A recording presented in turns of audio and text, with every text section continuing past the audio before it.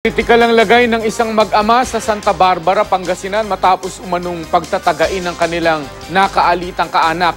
Sa San Carlos City naman, namatay ang isang babaeng pinagsasaksak umano ng kanyang bayaw. Makibalita tayo kay Michael Season ng GMA Dagupan. Hindi na umabot pang buhay sa pagamutan ng 37 anyo sa si Marlene Abrilio matapos pagsasaksakin umano ng bayaw niyang si Angel Agbuya.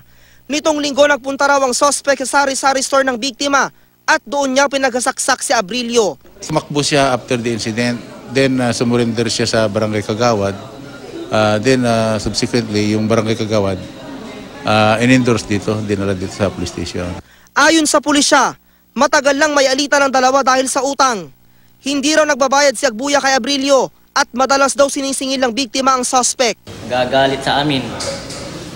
Pati yung misis ko, napapagalitan niya dahil sa 5'6". Napuno na raw ang suspect dahil sa masasakit na salita ng biktima at pagpapahiyaw umano nito sa kanyang pamilya. Ang kinaso natin doon sa suspect, murder.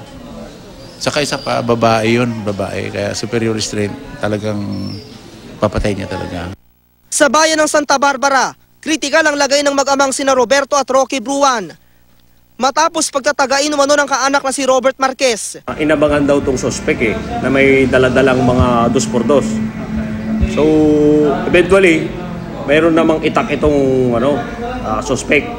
So suddenly, nagtataga niya rin yung mga umara sa kanya. Tinamaan sa ulo at iba't ibang bahagi ng katawan ng mag-ama na kasalukuyang inoobserbahan sa ospital. Na-recover ng pulisya ang itak na ginamit daw ng suspect. Ayon sa suspect, ipinagtanggol lang niya ang kanyang sarili. Lupo ako dito sa ulo, tapos lumaban ako.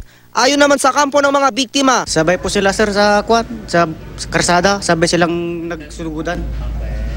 Tapos yung tatay ko wala silang itak. Sila tatlong itak nila. Yung dalawa tinago, yung isa lang nahuli. May alitan daw sa lupa ang dalawang kampo. Desidido ang pamilya ng biktima na magsampa ng kaso. Nakikita natin ang angulo ito kasi may hidwaan na sa lupa. At the same time, may unang insidente na yung suspect, yung kapatid ng suspect, pinalo ng tubo sa ulo. Michael Season, Nagbabalita, Pilipinas.